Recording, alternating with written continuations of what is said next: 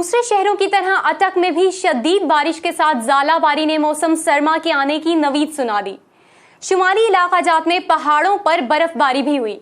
बर्फ से गर्मी का जोर टूट गया और मौसम भी खुशगवार हो गया। इसी पर देखते हैं डीएनएन की ये रिपोर्ट।